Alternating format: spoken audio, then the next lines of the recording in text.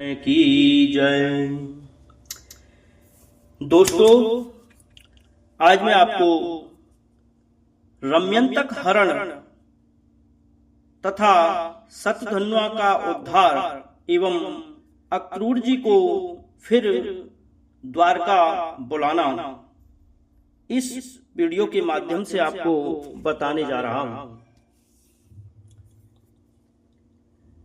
भगवान श्री कृष्ण यह जानते थे कि लाक्षागृह की अग्नि से पांडवों का बाल विवाह का नहीं हुआ है, तथापि यह सुनकर कि कुंती सहित पांचों पांडव जलकर भस्म हो गए, उस समय भगवान लोक व्यवहार करते हुए वे बलराम जी के साथ हस्तिनापुर गए।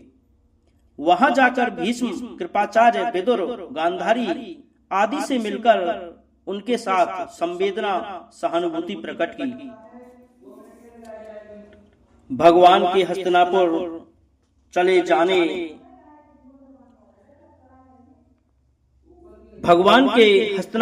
जाने से द्वारका में अक्रूर और कृतवर्मा ने मौका पाकर शतधन्वा के द्वारा सत्राजित को मरवा दिया और वह मणि छिन्न वाली यह सुनकर सत्यभामा जी को अपने पिता की मृत्यु पर बड़ा ही शोक हुआ तथा अपने पिता के शव को एक तेल की नाव में रखवाकर हस्तिनापुर को चली गईं।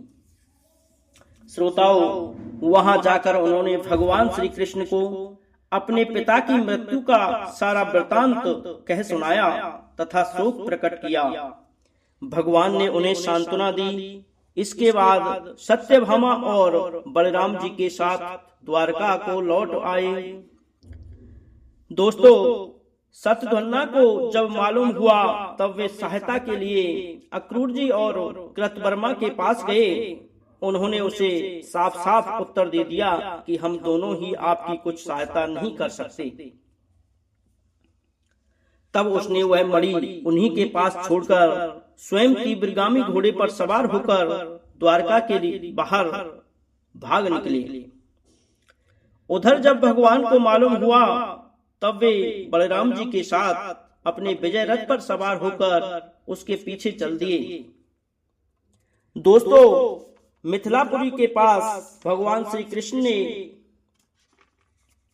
अपने आयोग चक्र से उसका सिर काट दिया, परंतु वह मणि उन्हें उसके पास से प्राप्त नहीं हुई। तब बलराम जी ने कहा, भैया तुम द्वारका जाकर इसका पता लगाओ और मैं विदेह राज से मिलकर आऊंगा।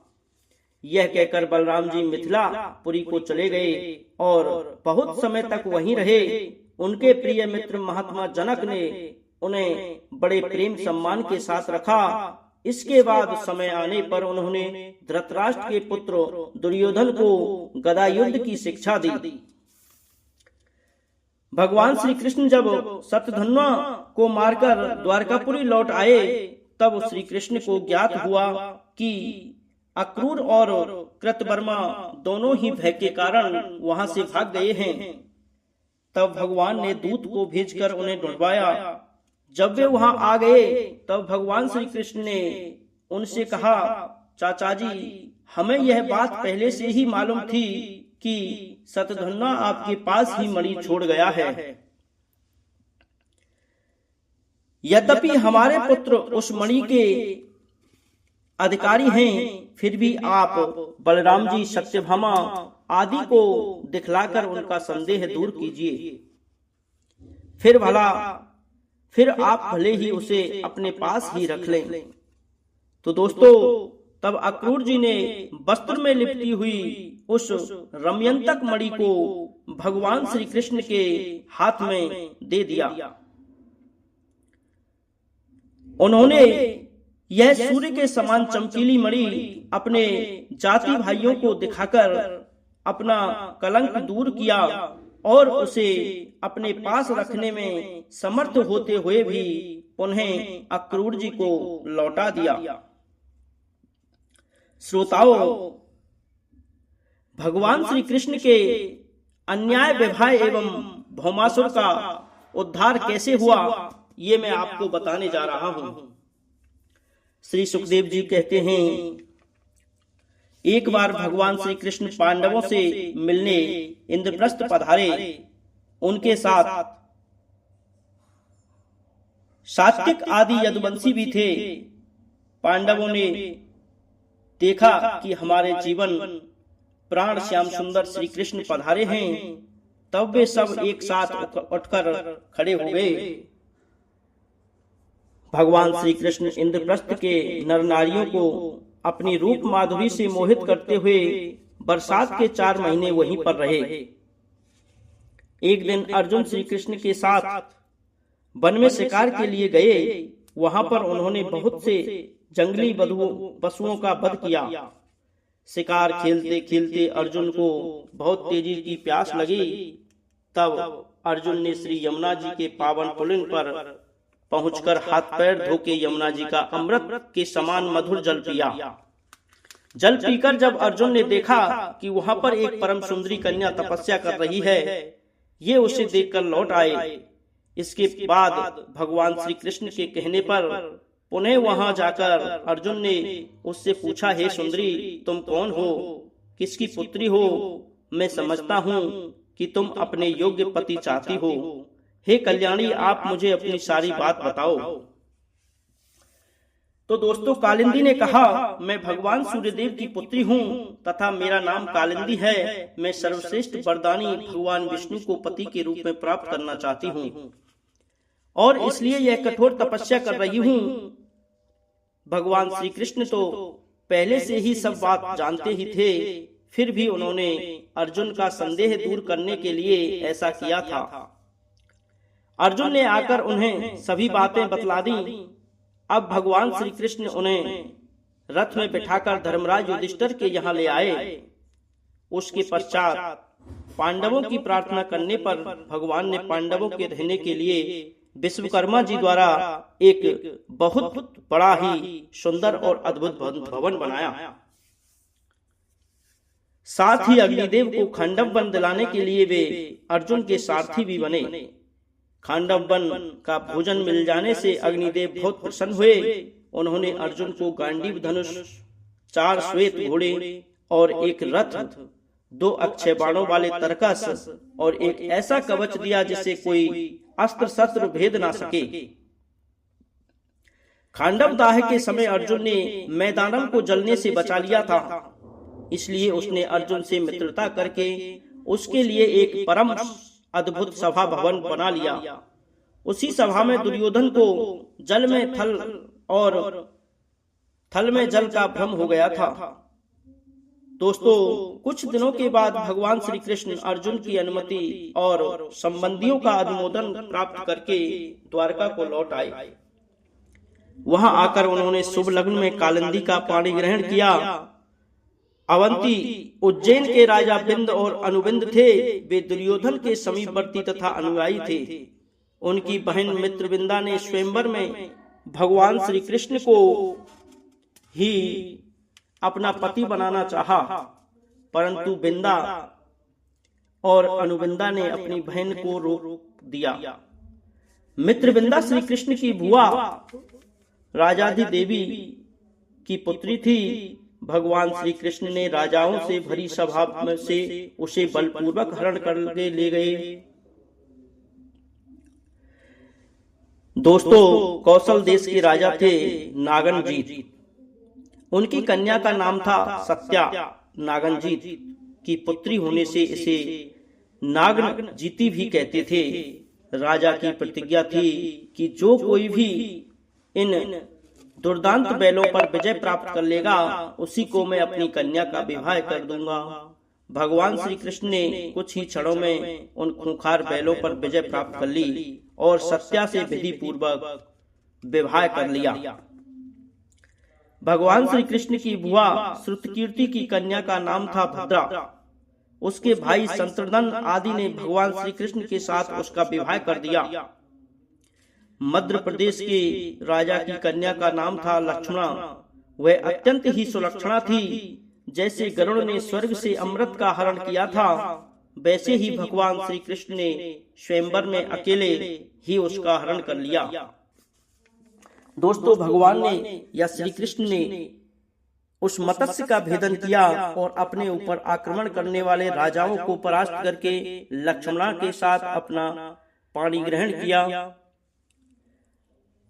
भौमासुर ने वरुण का छत्र, माता अदिति के कुंडल और देवताओं का मणि पर्वत नामक स्थान छीन लिया था। देवराज इंद्र ने द्वारका में आकर भगवान श्री कृष्ण को उसकी एक एक करतूत बता दी। अब भगवान श्री कृष्ण सत्यभामा के साथ गरुड़ पर सवार होकर भौमासुर की राजधानी प्रागज्योतिषपुर गए। प्रागज्योतिषपुर में प्रवेश करना बहुत ही कठिन था। पहले तो उसके चारों ओर पहाड़ों की किलेबंदी थी, फिर शास्त्रों का घेरा था, फिर जल से भरी खाई थी, उसके बाद बिजली की चार दीवारी थी और उसके अंदर गैस भरी थी। इसके भी भीतर मुर नामक दैत्य ने अपने 10,000 सुदृढ़ फंदे बिछा रखे थे। भगवान ने उसके अंदर प्रवेश करके अपना पांचजन्य शंख बजाया, जिसकी ध्वनि सुनकर बड़े बड़े सूरवीरों के हृदय कांपने लगे। मुर दैत्य के 5 सिर थे और वह अभी तक जल के भीतर ही सो रहा था। शंख की ध्वनि से जब उसकी नींद टूटी, तब भगवान श्री कृष्ण को मारने के लिए बहुत से अस्त्र शस्त्र लेकर उन पर प्रहार करने लगा, परंतु भगवान श्री कृष्ण ने अपने चक्र से उसके 5 सिरों काट दिए। मुर की मृत्यु के बाद उसके 7 पुत्र अपने सहयोगियों को लेकर भगवान श्री कृष्ण को ललकारते हुए उन पर आक्रमण कर दिया। तब भगवान श्री कृष्ण ने खेल ही खेल में दुष्ट दानवों की सारी सेना तहस महस कर दी। दोस्तों, जब पृथ्वी पुत्र नरकासुर भौमासुर ने देखा कि भगवान श्री कृष्ण ने चक्र और बाणों से हमारी सारी सेना नष्ट कर दी है, तब उसे भयंकर क्रोध हो गया और वह हाथी पर सवार होकर भगवान के ऊपर शास्त्रों की वर्षा करने लगा। भगवान श्री कृष्ण ने अपने चक्र से इसके सारे अस्त्र शस्त्र से काट डाले और भौमासुर का मस्तक भी काट दिया। जब भौमासुर का सिर कटकर भूमि पर गिर पड़ा, तब ऋषिगण साधु साधु कहने लगे और देवताओं ने भगवान पर पुष्पों की वर्षा की। अब पृथ्वी देवी भगवान के पास आई। उसने भगवान श्री कृष्ण के गले में बैजंती माला के साथ बनमाला भी पहना दी और भगवान की स्तुति की। हे शरणागत भय भंजन प्रभु, मेरे पुत्र भौमासुर के पुत्र भगदत्त को अभयदान दीजिए। फिर भौमासुर के महल में प्रवेश करके उन राजकुमारियों को उसके बंदी खाने से मुक्त कराया, जिनका इसने बलपूर्वक हरण किया था। दोस्तों, उन राजकुमारियों ने कहा, भगवान आप सर्वशक्तिमान सब अंतर्यामी हैं।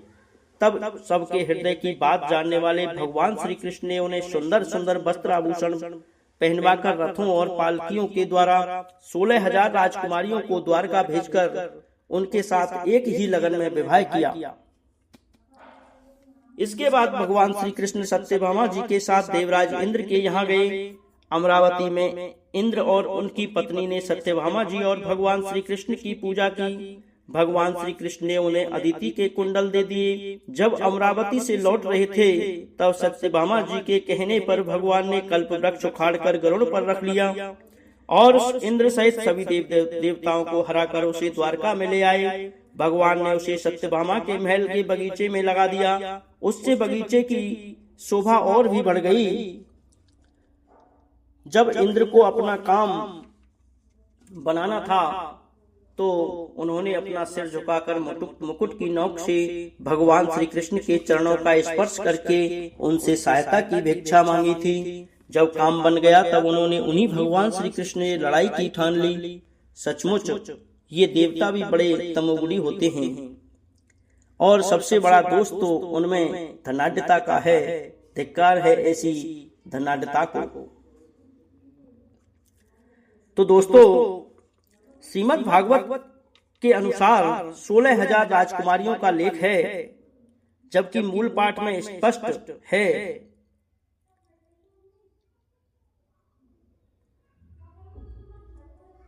परंतु गर्ग संहिता में 16,100 लिखा है। परंतु विष्णु पुराण के पंचम अंश के 33वें अध्याय में भी 16,100 का ही लेख मिलता है। इस प्रकार श्री योगेश्वर भगवान श्री कृष्ण की 16,100 रानियां और रुक्मणी आदि 8 पटरानियां थी।